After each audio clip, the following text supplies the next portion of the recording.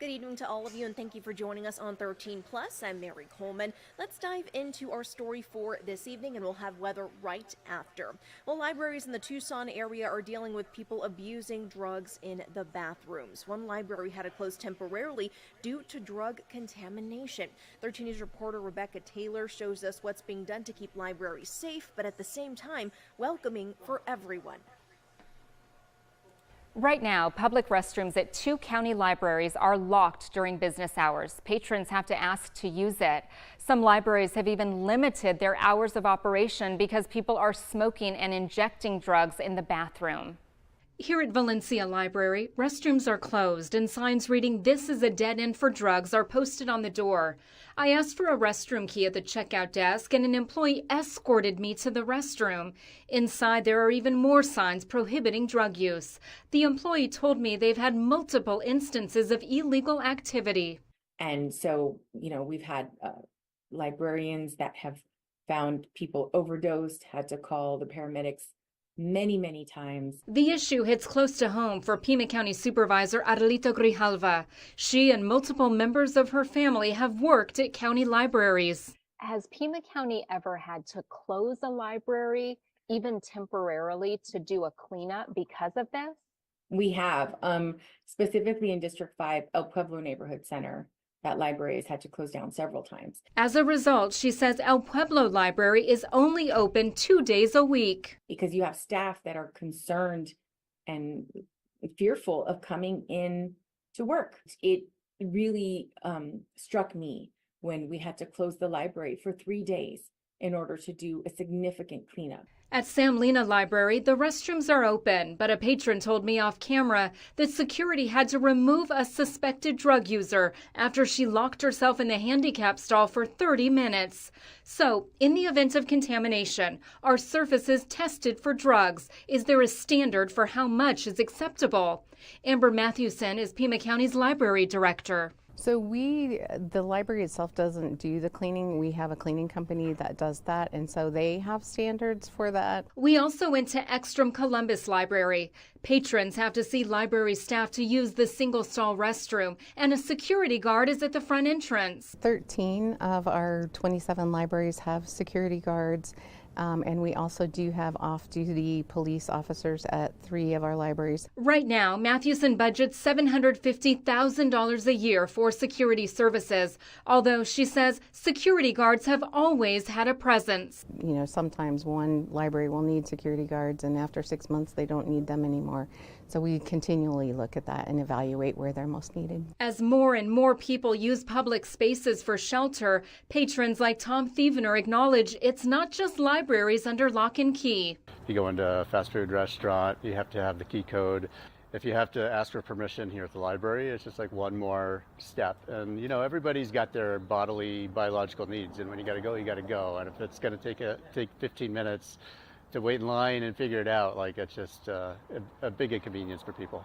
To combat drug use in libraries, Supervisor Grijalva says Pima County is willing to take advice and look at examples from anywhere in the nation.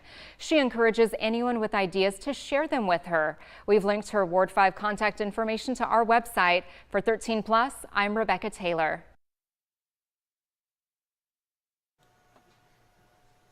And let's switch gears now and take a look at our weather, because as I'm sure many of you have heard, we have some rain rolling in, it sounds like. We got a lot to talk about, so we have a first start action night tonight and for tomorrow due to a multitude of factors I'm going to dive in right now. But let's first right now take a look at what we have with that storm system. I don't know if you could see it up on the top left corner there. That is where it's centered over, and you could see all of that rain out ahead of it and to the south. That's what contributed to all the rain and high elevation snow there in California, and all that starting to move into our neck of the woods here, moving from east to west or the southwest, or no, west to east, I apologize, from the southwest right now, moving to the east already, moving into Pima County. Let's now track it out here with our first alert future radar by 10 o'clock right now on the doorstep of the Tucson metro by the time we get to 10, with some heavy rain, maybe some lightning embedded within this little round of rain moving through. 1 o'clock, very widespread. And then by the time we get to the morning, it could thin out just a little bit and then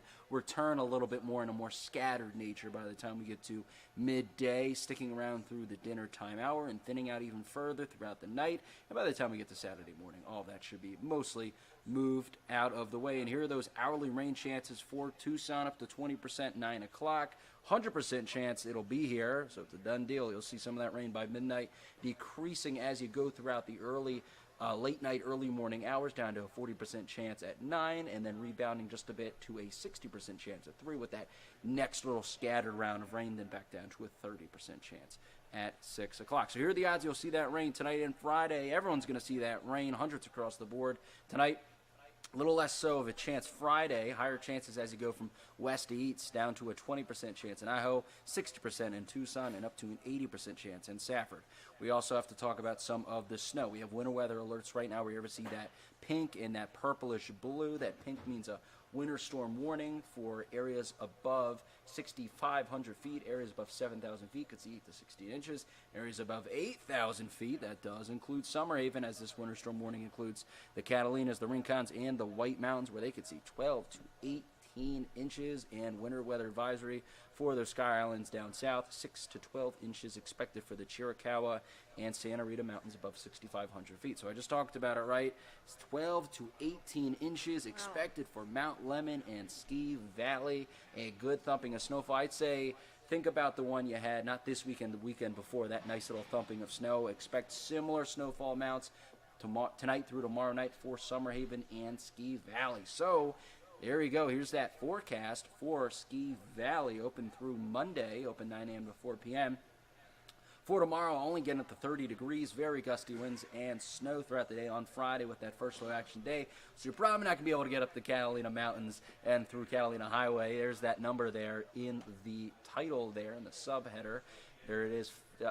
Call that number again for information whether it's open or closed. Saturday it's even cooler, but we quiet down in terms of that rain and snow up there with windy conditions persisting. A little warmer Sunday and Monday. So we'll see if it opens up Saturday, Sunday, and Monday, as they're expected to get a nice thumping of snow. But for us, after the system passes, here's what to expect for your Saturday and Sunday for your weekend. Little breezy conditions Saturday, only in the 50s and low 60s Sunday, so it's really going to drive those temperatures down, although we'll be clear for that time. So here we go. That system moves through first low action night in days. We dry out and clear out and cool down Saturday and Sunday. Then we warm up once again Monday and Tuesday, but then we're watching for another system by the time we get to mid next week. So the main hazards, the snow, especially in the higher elevations, the rain, so proceed with caution on slick roads and some of the wind, I will add.